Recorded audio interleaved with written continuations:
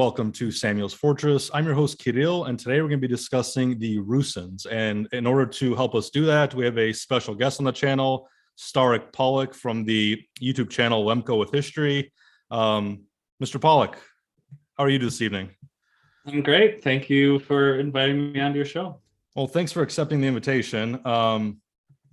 Like I said, you're the host of the YouTube channel Lemko with History. I think you're also the founder of the Rusyn Literature Society. Is that correct? That is correct. Yes, I started with the Lemko with History channel first, and then the Rusyn Literature Society has been around for, I think, like a year and a half or so now. Okay. Can you tell us a little bit more about both the YouTube channel and the Rusyn Literature Society, to whatever extent you want to discuss? Sure, yeah. So Lemko with History, it's primarily focused on short informational videos. I have some interviews on there as well with different Rusyns from around the globe. But mostly Lemko with History is kind of, it's to get people inundated with Rusyn history and culture and kind of our ideas about the world. That's primary purpose. And then for the Rusyn Literature Society, it's more geared towards Rusyn intellectuals or people who are interested in kind of helping shape Rusyn culture into the future. And so we kind of, I would classify it as a kind of like Rusyn's only space, in the sense that we only have Rusyn authors that publish stuff. We go back and forth. It's kind of like a literary society, or kind of like debate society in some way. Sure. And is that in the Rusyn language or in English as well? So we have both. So, well, actually three technically. So we have English for people in the diaspora. So that is pretty much North America to most extent. We do have some people from like London or, just the broader UK.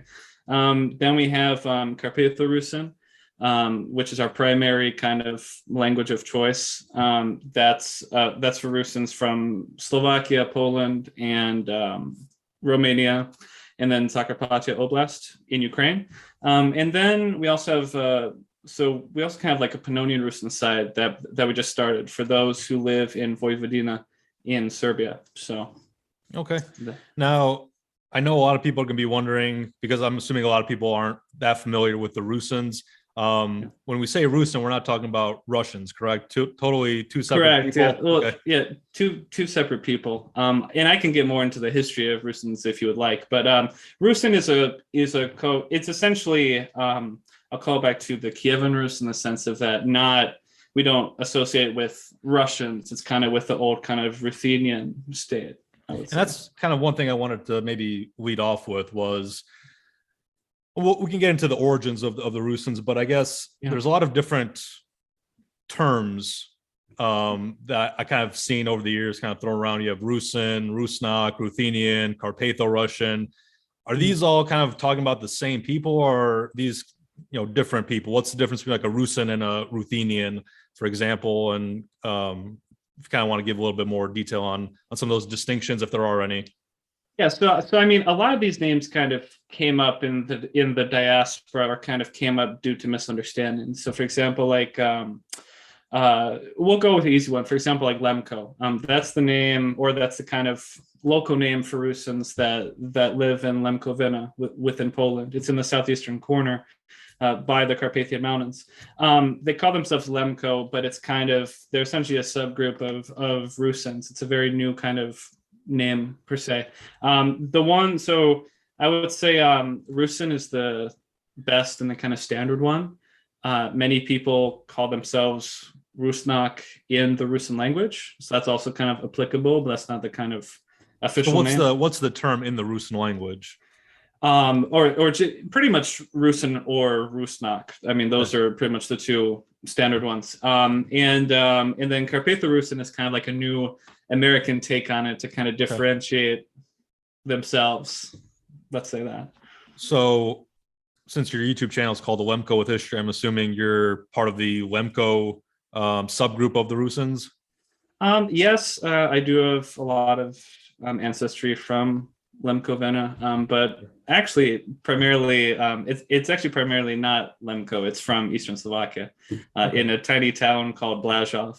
So It's I didn't really know enough about history at the time when I was making the channel name, so it's kind of Okay, sure. my own misunderstanding. But yeah, So the Rusyns, from what I can tell, are kind of, I'm obviously there's no yeah, Rusyn state, there's no Rusyn Republic no, or anything currently. So basically, the Rusyns are an ethnic group that lives in various different countries, and from what I can tell, it's mostly kind of the region where Poland, Slovakia, and Ukraine meet. Is that correct? So that's kind of the center of the Rusyns. well, yes, it's essentially the northeastern Carpathians. Okay. Primarily, this would have been the northeast of the kingdom of Hungary, if we're talking about historically, so we may be divided now, but if you go back, say, 100 years ago or 200 years ago, it was very much enclosed in one geographical region or one state. Yeah. Okay. Well, let's kind of go back, I guess, in history, and I guess how far back can we go and still talk about the Rusyns? When does the ethnogenesis, if you will, of the Rusyns begin? I would say probably if we're talking about like a legitimate separate nation, if we would call it that, it would probably be the mid 1800s, like 1850 around. Okay. This is when some of the most influential Rusyn thinkers kind of come onto the scene, whether it be Alexander Dukhanovich, he's called the awakener of Rusyns, Sure. or like Adolf Dobryansky.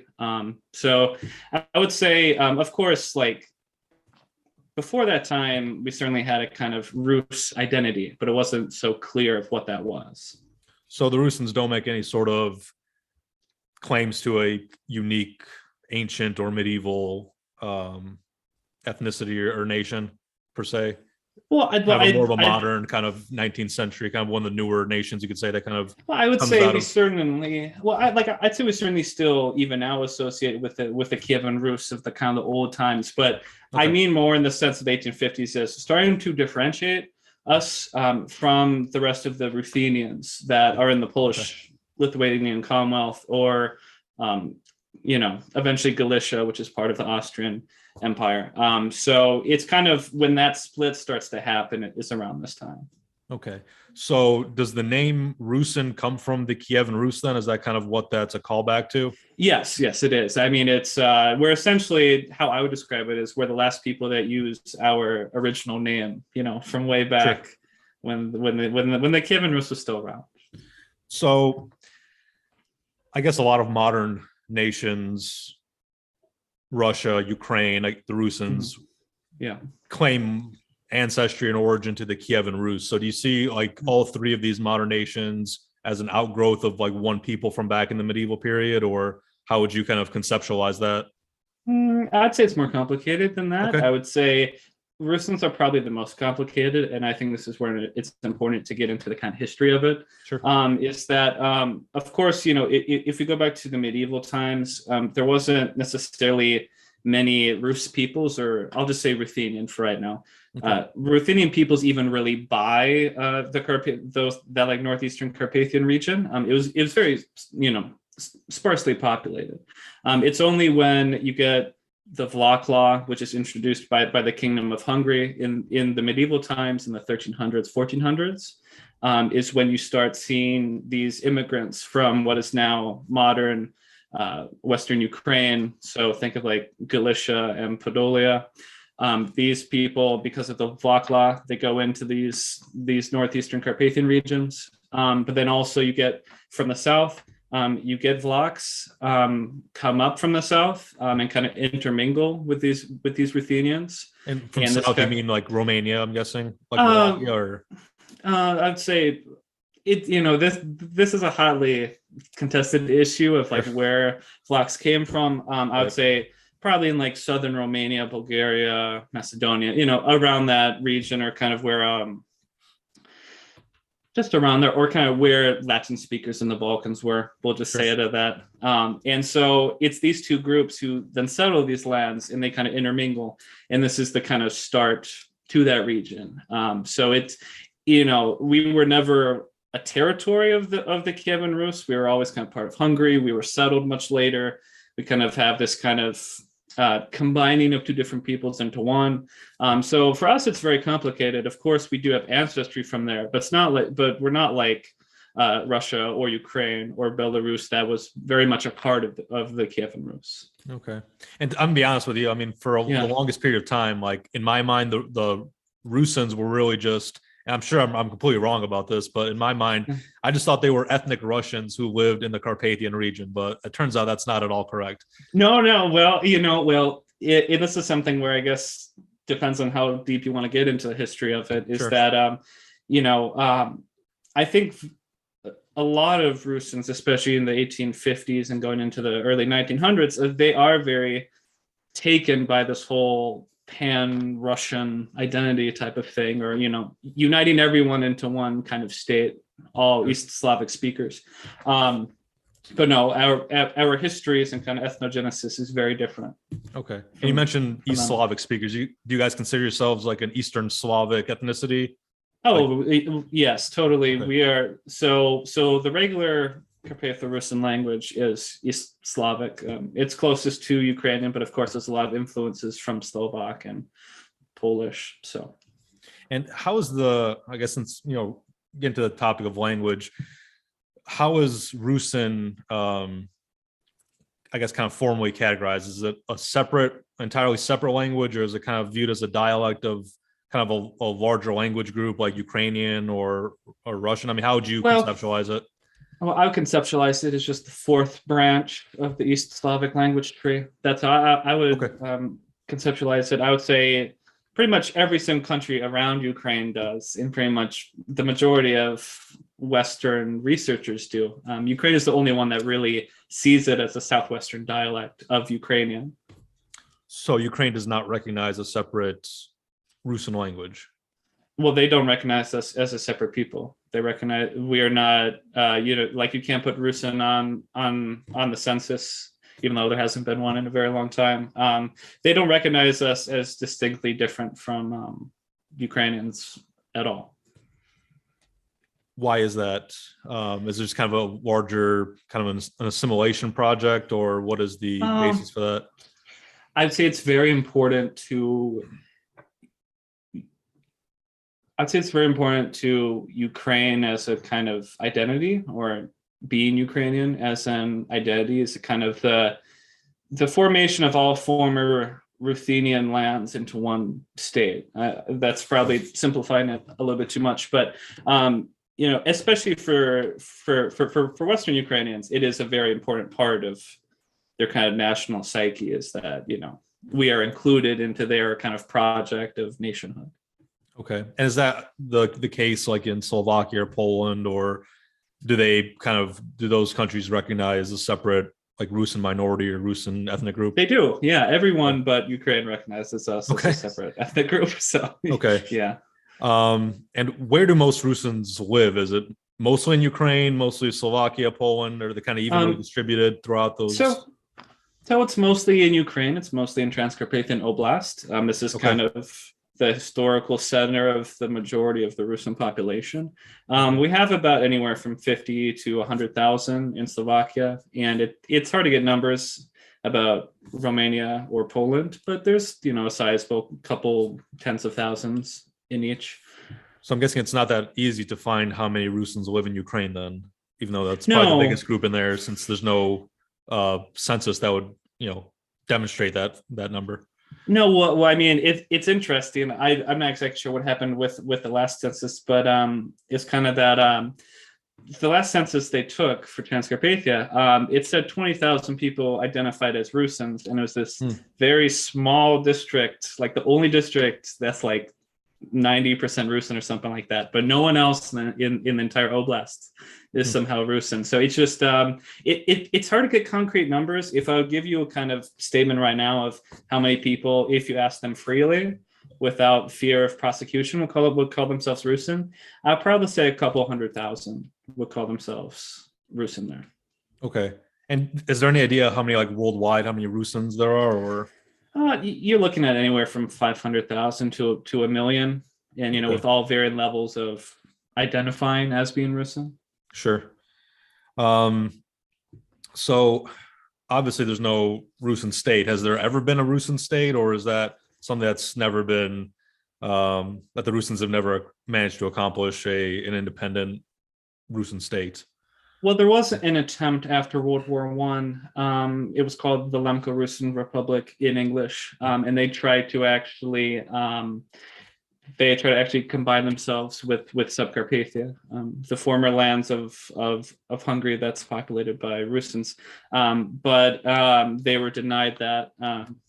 Funny enough, but that's kind of the one attempt. I wouldn't really call it a state per se. It was more just a kind of hopeless attempt. So who are the main, I guess, opponents of the creation of a Rusyn state? I mean, who's kind of in your way, so to speak? Who have been kind of the people who don't want a Rusyn state to come out? Because I'm assuming the Rusyns would like a Rusyn state. I mean, personally. So who's kind of historically been getting in the way of that, if you will? Well, I think that I think historically, probably yes, they would have. I think it's complicated right now in terms of that. I think many activists have very new, agey ideas of where Rusyn identity should go. I would say probably the biggest opponents have been pretty much everyone. I mean, like I could single out Ukrainians here and, harp on how many injustices they've done. But I mean, I think that would be, I don't think that would be very, very right to do, because I think all countries around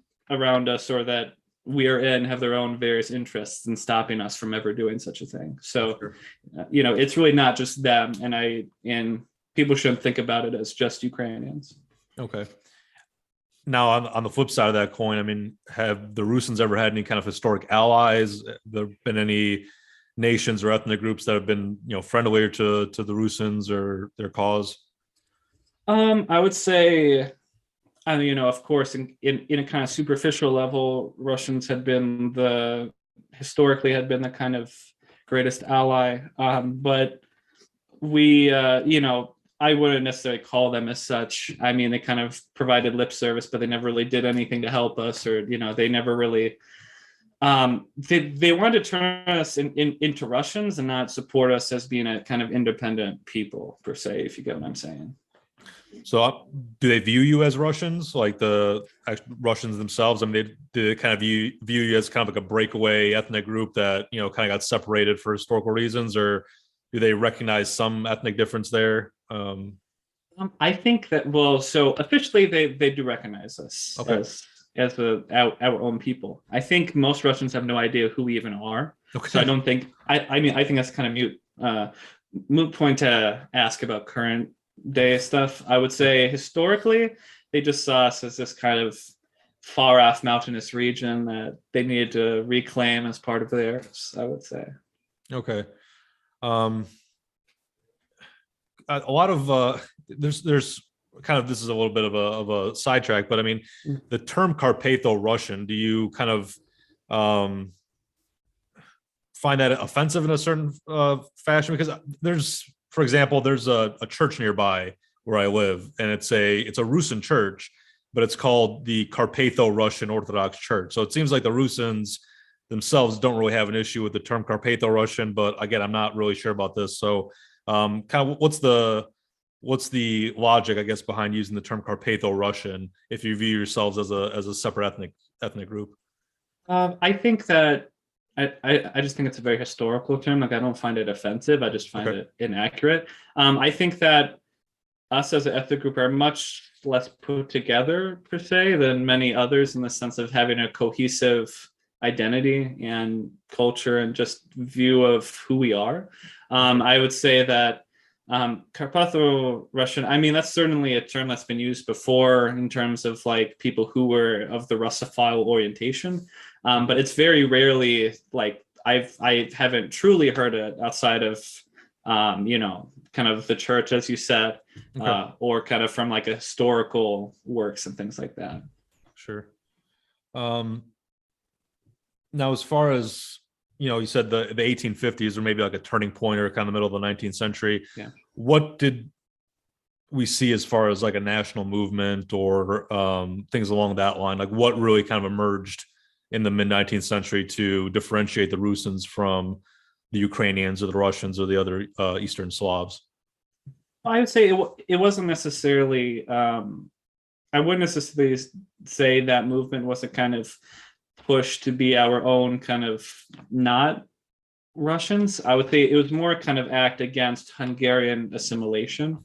And so a lot of it was kind of literary societies or creating works such as that, and kind of civil things like that to kind of make sure people kept their culture and such. I mean, there really, if I'm being honest with you, there really wasn't an organized movement to the level you see in like the Slovaks or the Ukrainians. It was very Russophile in tendency back then, and it was very much below the standard of the times in terms of national movements. And why do you think that is? Is that more kind of like a local mentality, or I guess what prevented the Rusyns from seeing themselves more as like a united people? Based on what you're saying, it doesn't seem like that, national movement was that strong. So what do you think differentiated the Rusyns from, like you said, the Slovaks or other groups nearby? Well, I mean, I think it was a couple of things. I think number one, geography. Our entire ethnic area is very mountainous, so it's also hard oddly to shaped. If you look at an ethnic map of the Rusyns, it's kind of elongated. It's not very kind of. No, I mean, so geographically, it was very hard.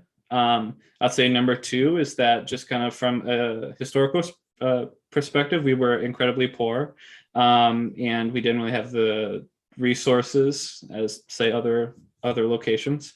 I would say number three, probably in the sense that we never really had any thought or kind of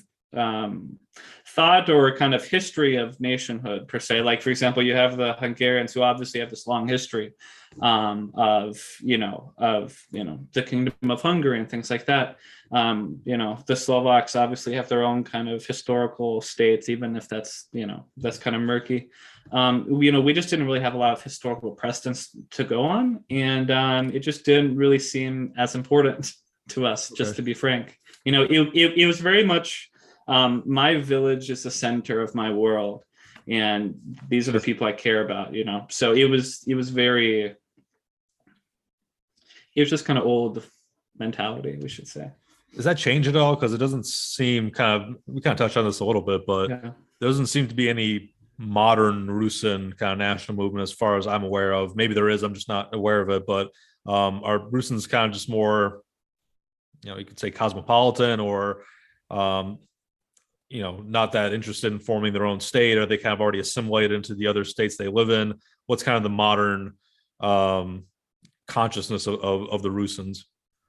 I would say that coming out of the end of the Cold War era, we were severely repressed during this entire time. We had to call ourselves Ukrainians or label ourselves as Slovaks. There was no option to be a Rusyn in the Soviet Union or just in the Eastern Bloc in general. So I would say, in terms of like some type of independence or kind of nationalist movement, no, I would say there's been since 1990 a very strong cultural revitalization, I would say. Okay. A lot of this, a lot of what is happening right now is just kind of getting more people to speak our language, or being able to interact more with our culture when it was so repressed, I would say. This is something in which, if you're looking at people who are probably the closest to kind of like a nationalist orientation, probably me and maybe like a couple others, but it's in like the very small minority of kind of Rusyn activists in general. Are there Rusyn ethnic parties, like let's say in Slovakia or Poland? No, none. Okay. And I'm guessing in Ukraine it wouldn't even be allowed, I'm assuming. No, well, I mean, Ukraine's interesting in that the kind of choice of the Rusyns in Transcarpathia, kind of coming out of the Cold War, was to get autonomy. Like that was one of their first moves. In which, I in my writings, I've kind of said that was a bad decision. Kind of in the sense that Transcarpathia did vote for local autonomy, kind of in not in the same level as Crimea, but certainly kind of in a autonomous area per se. But I think it was like 78% or 79% voted for that. and Kiev just ignored it. And I think that was kind of a big mistake of that, trying to talk about this whole autonomy stuff when you have no institutional power, you have no political power. They didn't need to follow it, of course. So sure. And let's I think I kind of skipped the whole Soviet period. You kind of, remind me that's probably an important period in Russian history. What were the reasons, I guess, that the Soviets didn't recognize the Russian ethnic group? Because as far as I'm concerned, the limited amount of Rusyns that do live in, I think in Vojvodina in Serbia, and maybe even a little bit in Croatia, maybe correct me if I'm wrong, but I think that the Yugoslav government, the communist government or Tito, even they recognized the Rusyns as an ethnic group within Yugoslavia. So what was the reason, I guess, the Soviets took such a hardline position in denying the Rusin ethnicity as opposed to like the Yugoslavs, for example? Well, I think we have to think about a couple historical things first. So I think number one, Transcarpathia was first part of Czechoslovakia during the interwar period. Then it gets annexed by the Soviet Union after World War II into Soviet Ukraine, even against our wishes. And so to tell you the truth, I'm not too terribly sure, but what I will say is that I don't think it was that big on anyone's mind. Like I think many of us have a kind of habit of seeing us as the kind of center of attention, or trying to be the center of attention and make us more important than what we were. I just think it was kind of a policy of that the Ukrainian nationalists kind of won out, and it wasn't a big thing on anyone else's agenda to kind of help figure this out for Rusyns. And no one really cared. We were very passive in general, so it didn't really. Not doing anything, it didn't really affect the kind of outcome of anything. So after that period, after the Soviet period, you said there's more of like a cultural revival as opposed to maybe like a nationalist one. Yes, definitely. What do we see in, let's say, Poland or Slovakia or Ukraine as far as a cultural revival? Are there books being published, or different like ethnic organizations? What do we see that facilitates the cultural revival of the Rusyns in the past 30 or so years? Well, I think first you just see a lot of societies spring up, a lot of kind of organizations. You have the World Congress of Rusyns, is where kind of like a meeting of a delegation of like of each Rusyn area, kind of one major conference. Okay. You see, of course, many books being published. There's many publishing houses. You see the Alexander Dugnovich Theater, a theater that is just Rusyn plays that pops up in Slovakia. So it's a lot of kind of literature development, a lot of kind of folk culture and things like that. Sure. And I guess that kind of maybe begs the question of the Rusyns that live in Ukraine, Slovakia, Poland. What's their primary language that they speak day to day? I mean, are they kind of using the Ukrainian, Slovak, Polish most of the time and just kind of speak Rusyn at home, or in the Rusyn areas, like if you go to the store, do you speak Rusyn or do you speak Polish, for example? What's that dynamic like? Well, I'd say when it's Rusyn areas, people primarily speak Rusyn with each other. So, for example, if you go to purely Rusyn towns, they're not going to be speaking Polish, or they're not going to be speaking Slovak. They will be speaking in Rusyn. I'd say that's pretty much the same for Transcarpathia as well. Of course, you have kind of the Rusyn language, I would say, in Ukraine it's been greatly influenced by Ukrainian. So like a lot of the younger generation is using a lot more Ukrainian words or sayings or things like that. You kind of see it kind of interesting development of like some artists and rappers that kind of do this kind of Rusyn Ukrainian switching back and forth in songs, and kind of like a weird intermixing there. But the Rusyn language as it stands today is not dying. I mean, it's certainly very strong in the kind of the Rusyn ethnic areas. Is it mutually intelligible with Ukrainian or Russian? Like, can you understand a Ukrainian or a Russian when they're speaking to you? Russian, definitely not. Ukrainian, I think Ukrainians say they understand Rusyn 100%, but when they listen to Rusyn speakers talk, it's very hard for them to understand. Very hard. I would say in some ways Belarusian is closer to Ukrainian from just kind of language standpoint than Rusin. Okay. It's a complicated thing of kind of like, a language, is a nation with with an army, kind of a sense of that. It's about, I'm not a linguist, so I can't tell you 100%, but it is a different language in terms of it's not mutually intelligible. Okay. Now, kind of jumping a little bit to religion, what is, because I've, my brief research on the topic kind of seemed that Rusyns aren't really unified on a certain faith or a certain church. I mean, to me, it seems to me most Rusyns are Christians, but there's like an Eastern Catholic element and there's like an Orthodox Christian element. So what's the dynamic there, and why is there a split between the Rusyns? Is it maybe, and I'm just speculating here, is it maybe that the Rusyns living in Ukraine are Orthodox and the ones in Poland are Catholic due to kind of assimilation reasons, or am I completely off on that? No, I'm well. I would say this and that. So historically, Rusyns were primarily Greek Catholic because of the union of Angvar, which is essentially these Orthodox priests essentially switching over to Catholicism. So those are uniates, right? Like what we would call uniates. Yeah. Okay. So a lot of people in Volhynia and in Galicia are still Eastern Catholics, okay, even today.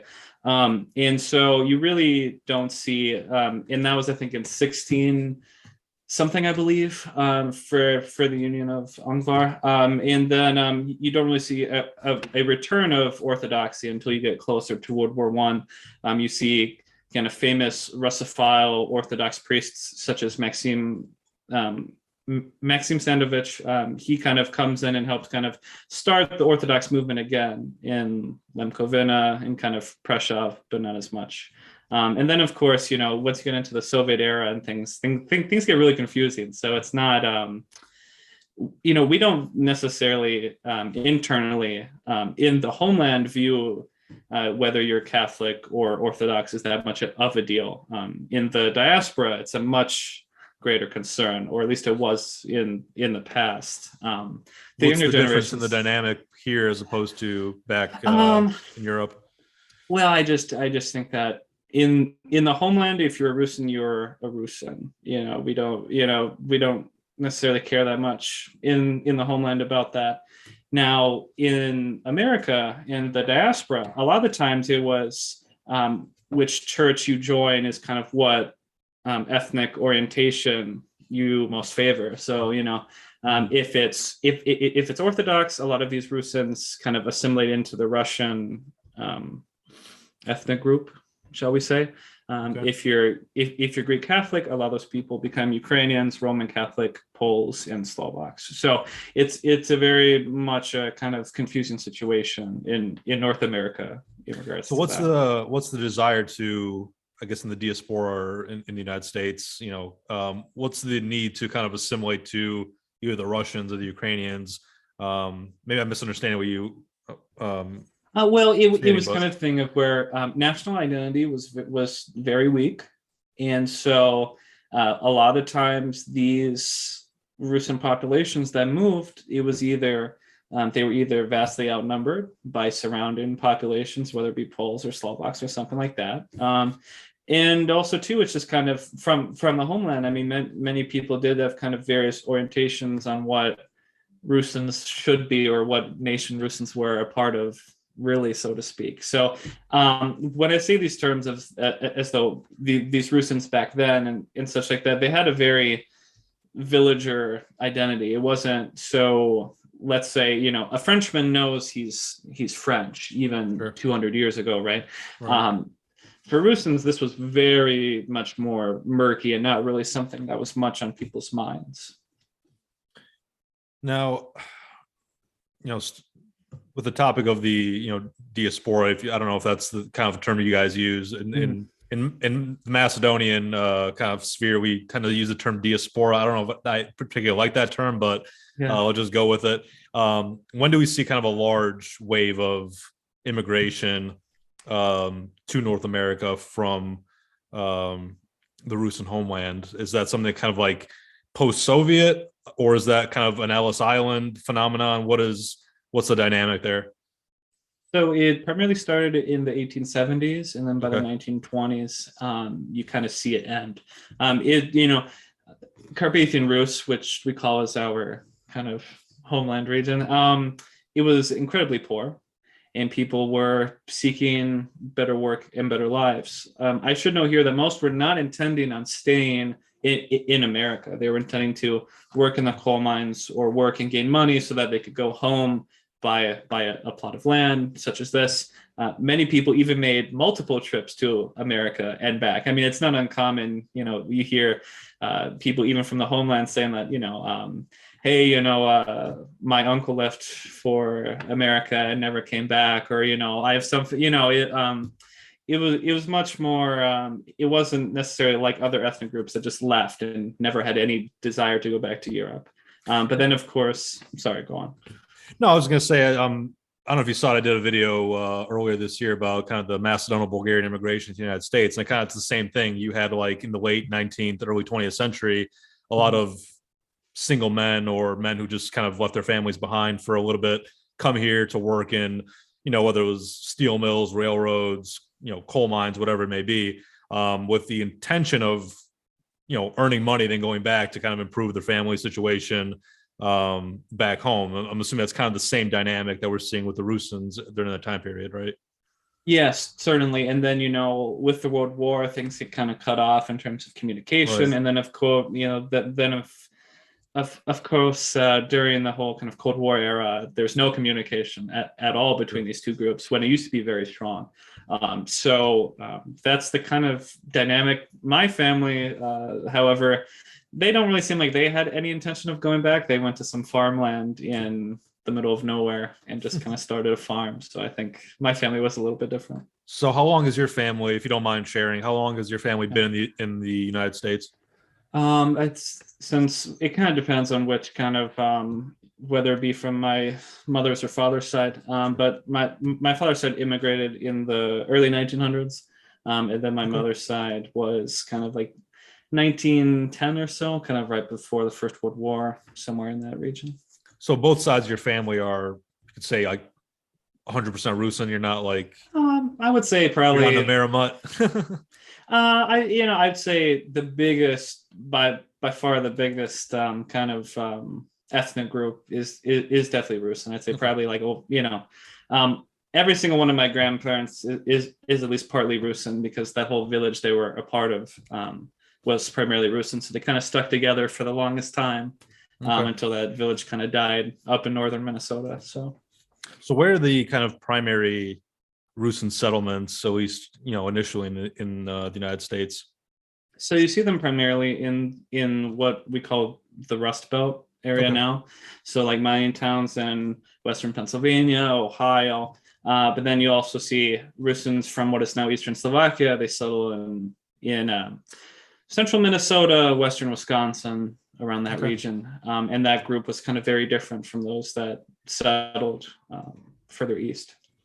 Are there still like active kind of Rusin American associations or organizations in those areas? Or have Rusyns kind of been thoroughly assimilated in the United States by now? I mean, what's the, I guess the consciousness of the descendants of the Rusin immigrants? I mean, is it kind of dying out like a lot of people, or are there still kind of people who try to keep that tradition alive in the United States?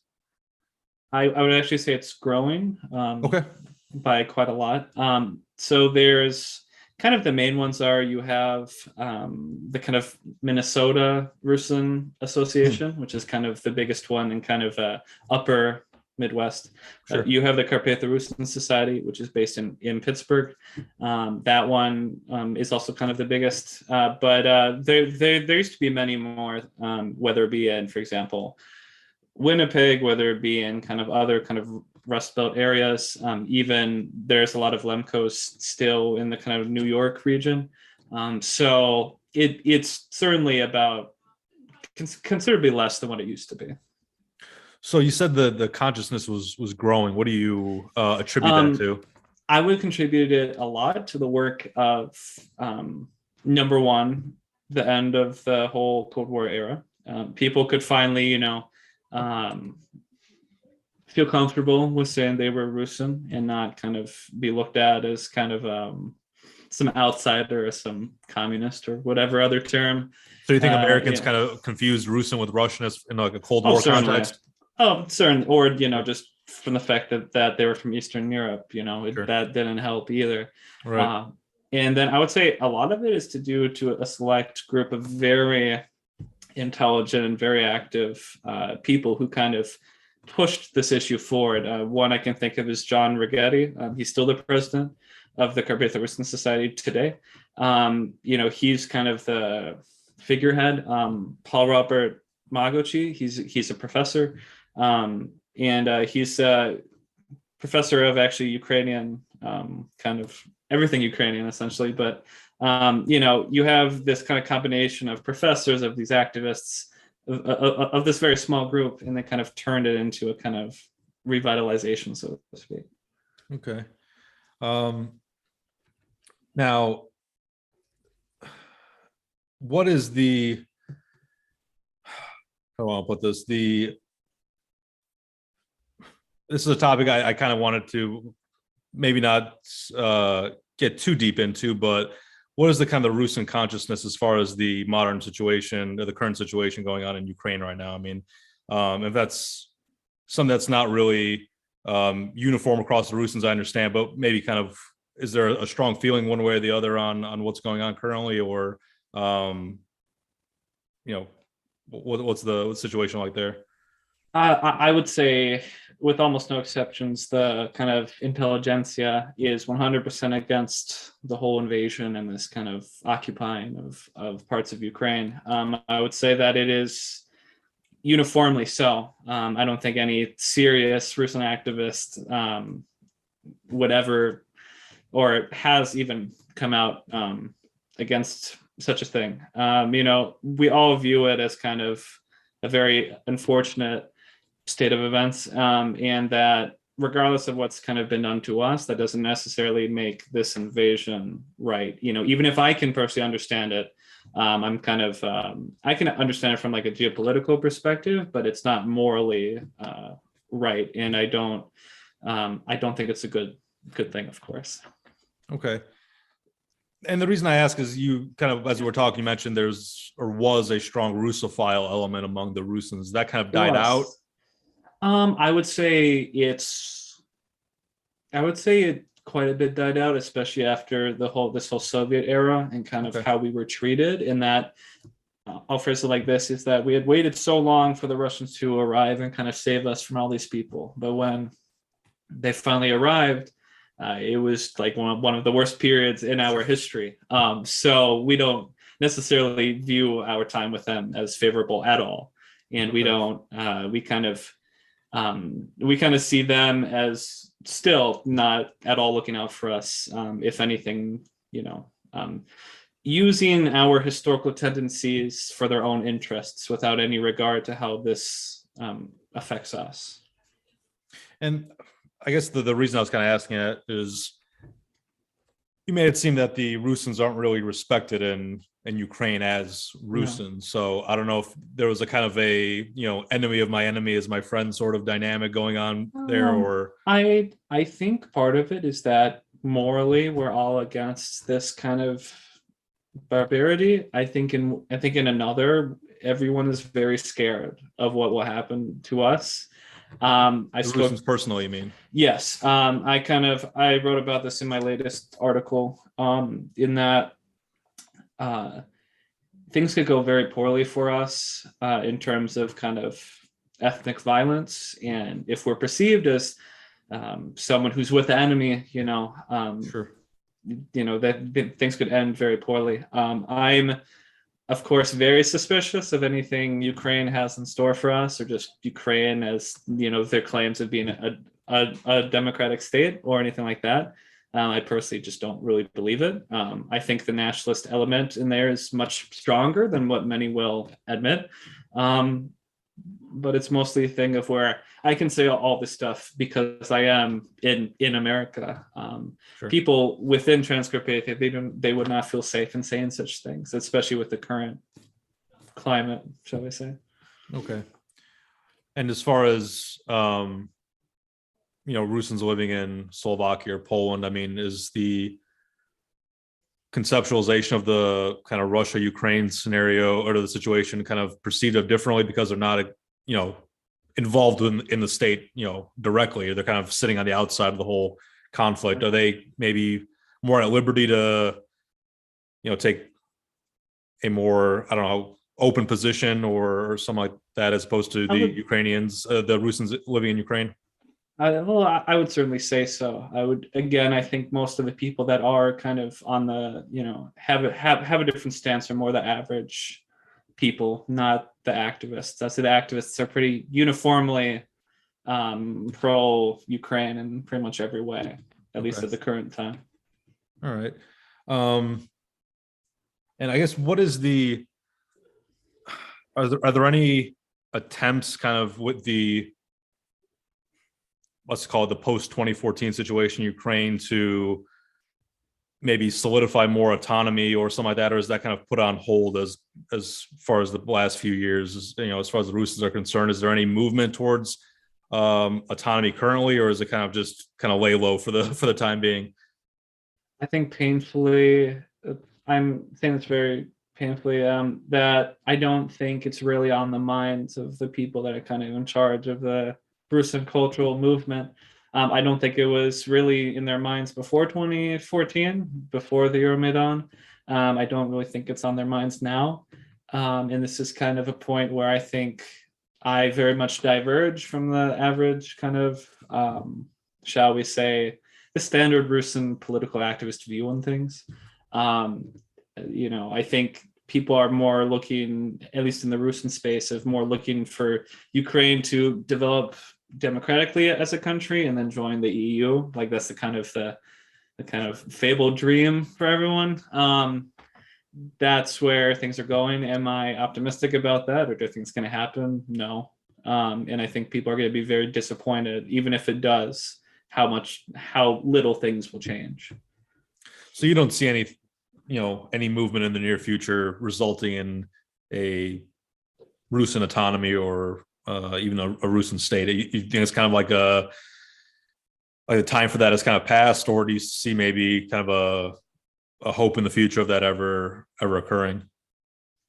I think that, because there are some people, I mean, let's just kind of use the Kurds as an example. I mean, there's obviously Kurds who are spread across different states, whether it's Iraq, Syria, Turkey, that have a Kurdish identity, but the reality of a Kurdish state in the future is very limited. Would you kind of compare it to that in a sense? I'd say the Kurds are very more nationalistic than us. Okay, sure. It's very Fair much enough. More. I think would I put autonomy out of the question? No, and I think that having autonomous regions similar to Crimea or Vojvodina, I don't think that's crazy to think. I don't think that is like, I just think we have to work towards that mentally, and that's just not there right now. And I don't see that happening in the near future, as kind of changing our perspective in that way. And what do you think is kind of, you said you're kind of more nationalistic, let's say, in the as compared to most Rusyns. What do you think kind of motivates you that doesn't motivate other Rusyns to kind of think that way, or to conceptualize the Rusyn movement, if you will, in those terms? I just think the way we're going right now, I don't think Rusyns as a kind of culture or people will ever reach their greatest potential in the way they're going right now. I think they're very much externally looking. I think it's very much like looking towards the EU or looking towards all these outside forces somehow helping us. And I think that I just have a lot less faith in these foreign institutions helping us. And also too, I just think I think I'm much more conservative in nature. And so I kind of to my perspective, from my perspective, it's that the only way in which Russian identity can truly be maintained into the long term is some type of autonomy. I'm not saying that's an independent state. I'm not saying anything like that. I think there has to be some type of local autonomy in which we can continue to move forward. I think without that, it's kind of hopeless, honestly. What do you think the Rusyns kind of see in the European Union as providing in the future? I mean, do they think that kind of like once, let's say, Ukraine, hypothetically, I don't think it's ever going to happen, but let's say Ukraine joins the European Union, what is the series of events from that point on that they see as kind of leading to more autonomy? Is it kind of Ukraine being inundated with European values and kind of liberalizing their mindset towards the Rusyns? I guess what do they think is going to happen in that scenario? I don't think they have a plan, honestly. Okay, it's just kind of like a hope that this will happen. Yeah, I think that to give people credit, to give other kind of influential activists credit, the European Union really did a lot in terms of helping how Slovakia and Poland treated us as a minority. Sure. Before they joined the EU, they really didn't care at all about us or actively work to kind of assimilate us and kind of, in various different ways. And I think once those two countries realized they kind of had to get their act together in terms of minority rights and other such things, I think that greatly improved our situation. So I think there have been many great things in that regard in terms of the EU forcing these states to kind of treat us better.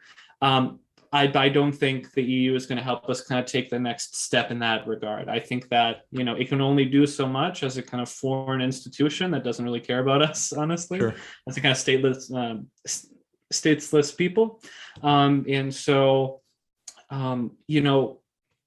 it has been very good in that regard, but I just don't think people have high enough ambitions. I think that the work that's been done from 1990 to now has been incredible, and I don't want to, in this talk, discount anything that people have done.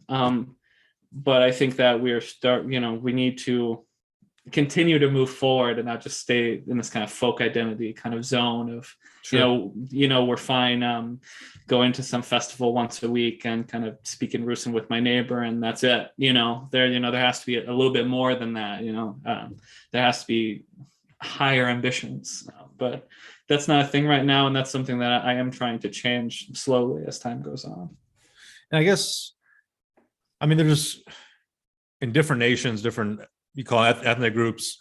Yeah, it seems like there's different levels of autonomy or even nationalism, mm-hmm, that occur. For example, if you take Catalonians and compare them to the Amish, those are two radically different ideas of how a certain group fits into a larger state. It seems to me, kind of based on what you're saying, that Rusyns maybe by nature are less Catalonian-like and more, Amish-like, in the sense that they're just, as long as their identity is respected in some sense and not infringed upon by the larger state or, the larger national group, that they're kind of just content to be left alone and not really pushing the envelope, if you will. Is that kind of maybe like a fair assessment of?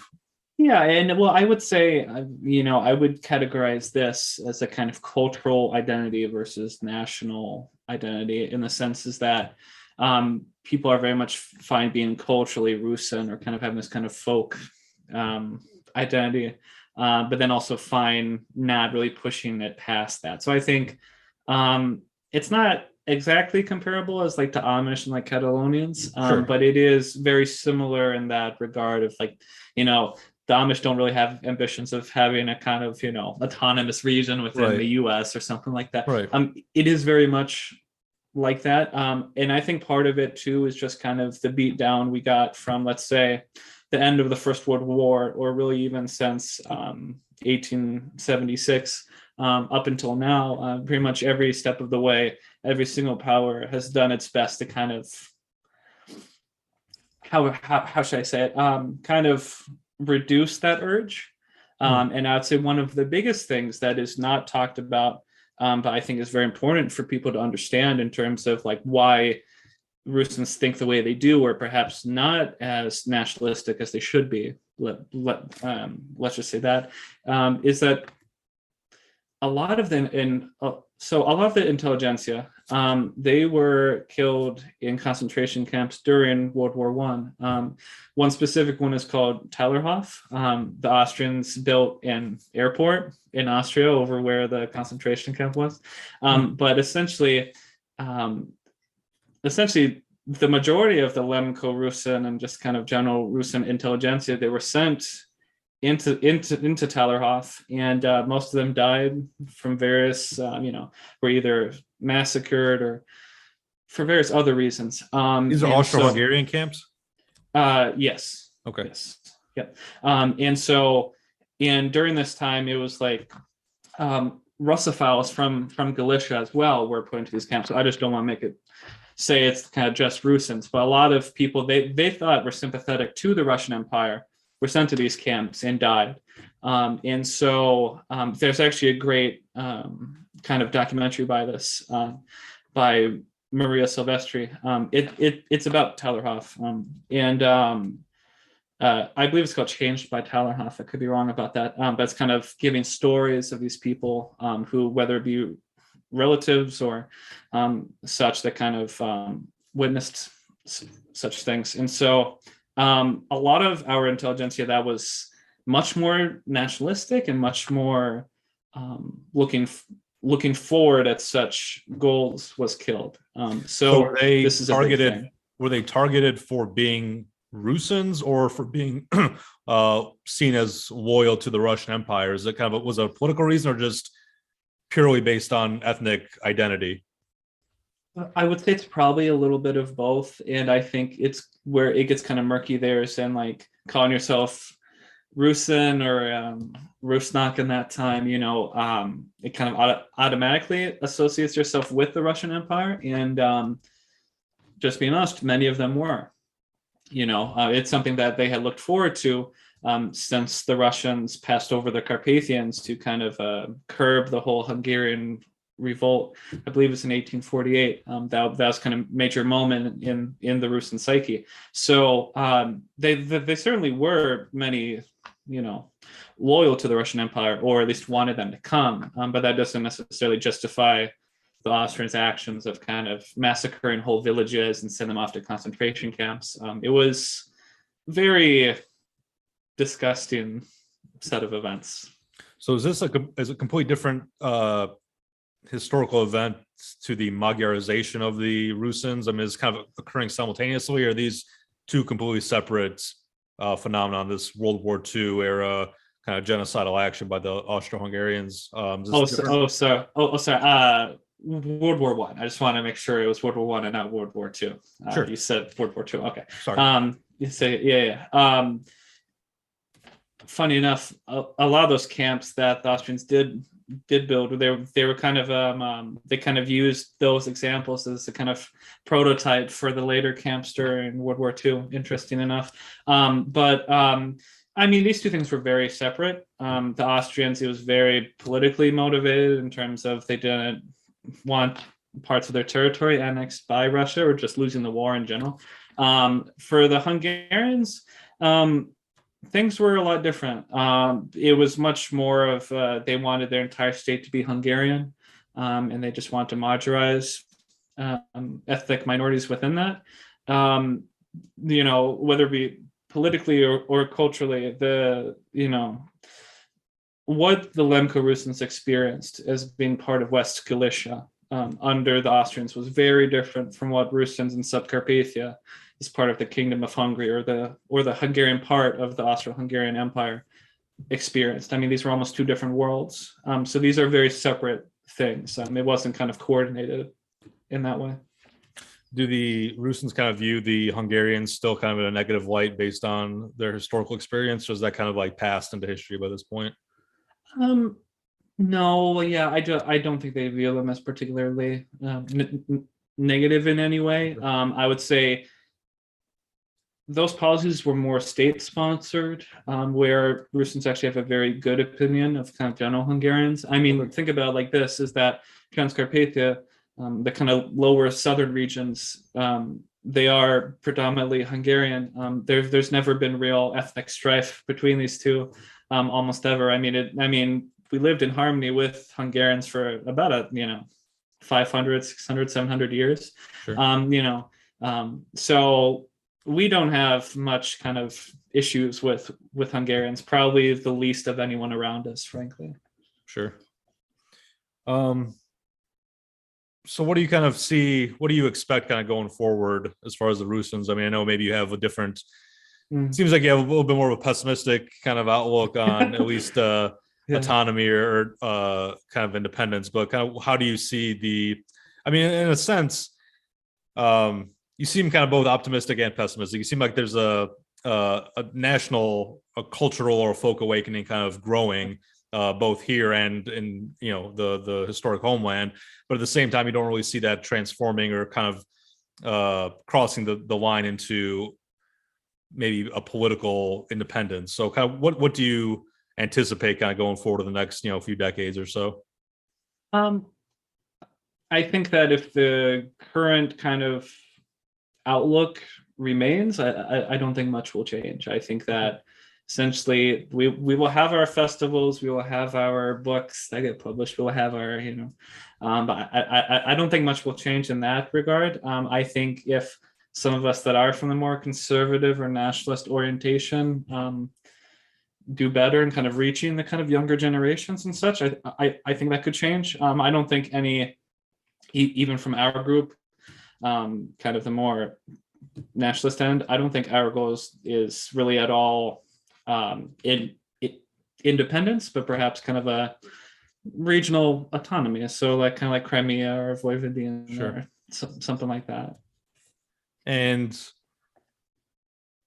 here in the U.S., obviously, you have your Russian Literature Society. I mean, what role do you see that playing in the kind of the whole equation? Is it just kind of to revitalize and kind of encourage that identity among Russian Americans, or do you kind of have more aspirations towards influencing Rusyns back in Europe as well?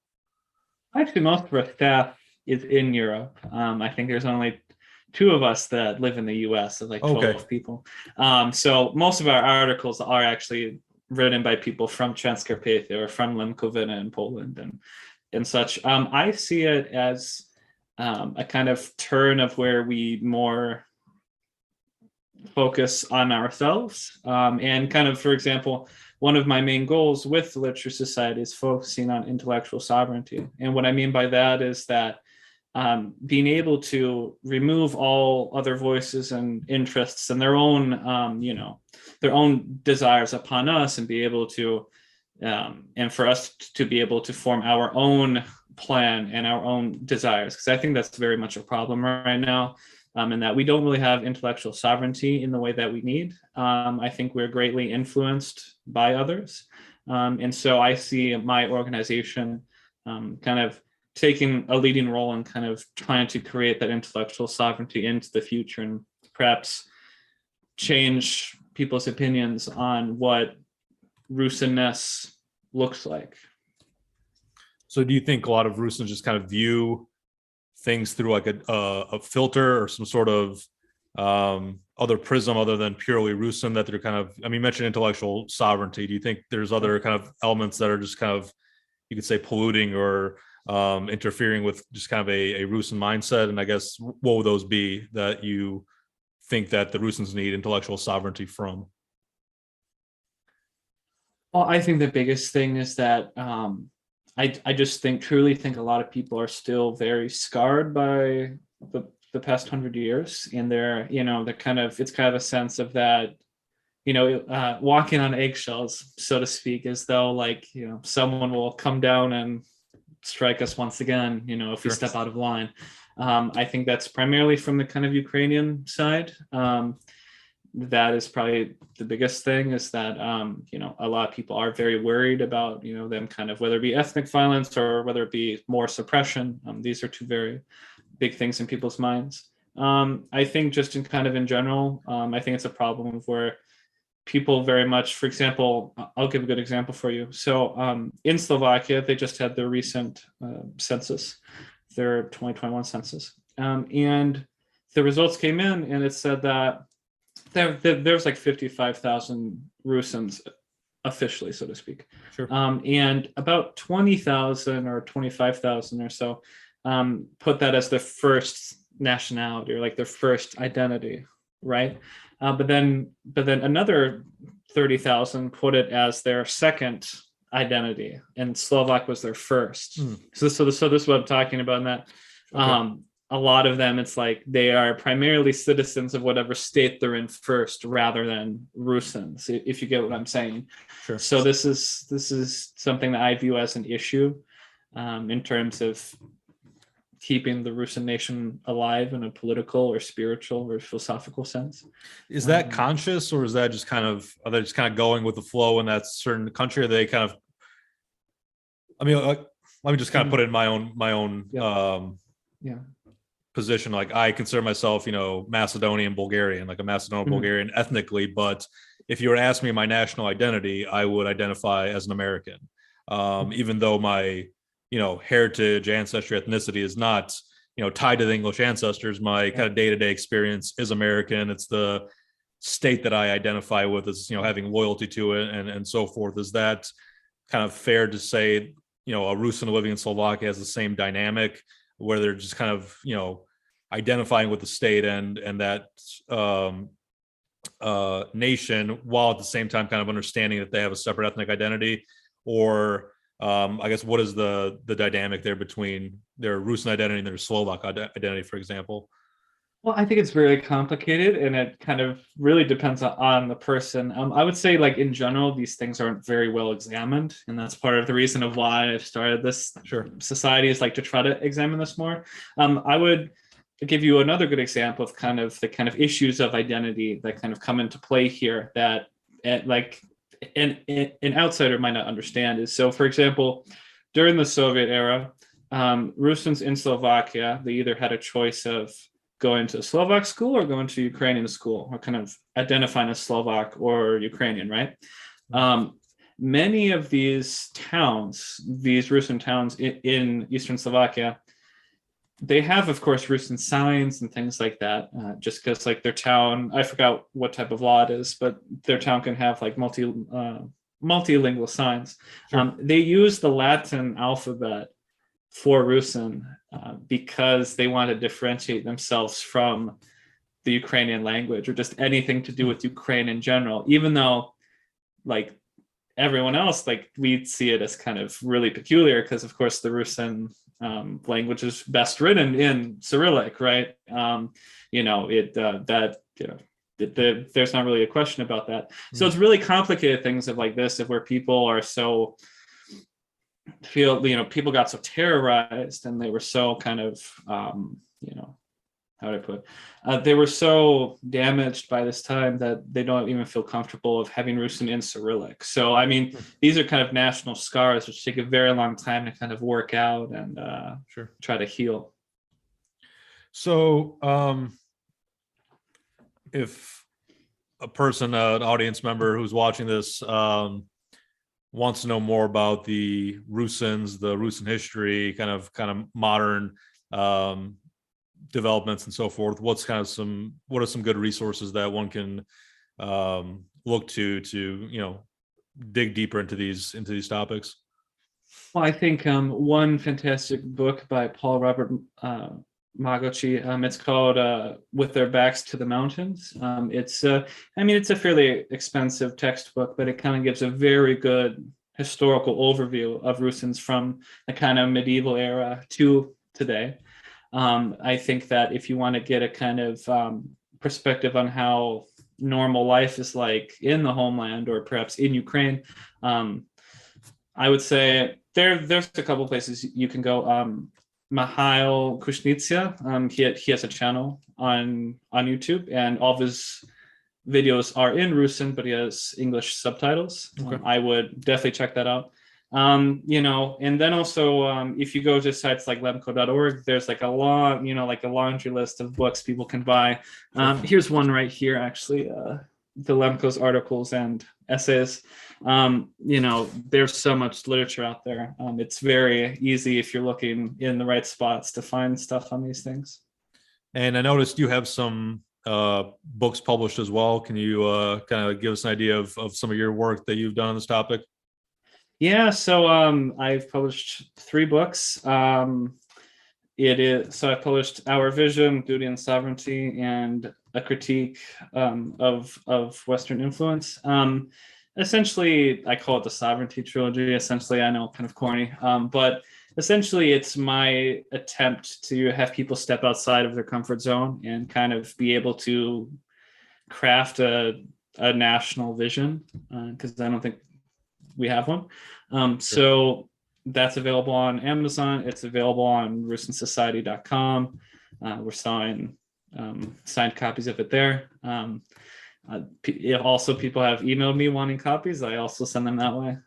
I would highly recommend people read them, even if you're not Rusyn. So those are the kind of major ones. And obviously, your YouTube channel is another great place to learn about Rusyn history. And I think maybe you and I have a little bit, and I'm not saying one way or the other. I mean, both ways are great, but people who follow my channel know I kind of do kind of longer lecture style videos. Yours are much more, short and to the point.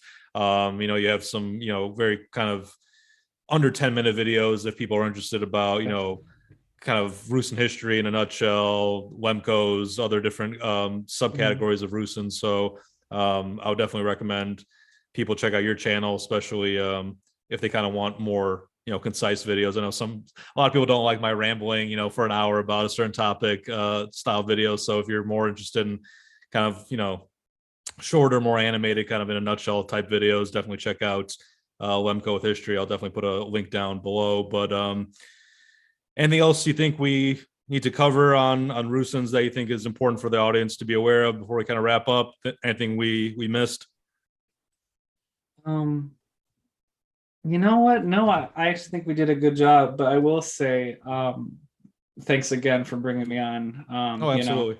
I think we're kind of a under talked about people in Europe, so it's always a pleasure to kind of educate people more on who we are, our culture, things like that.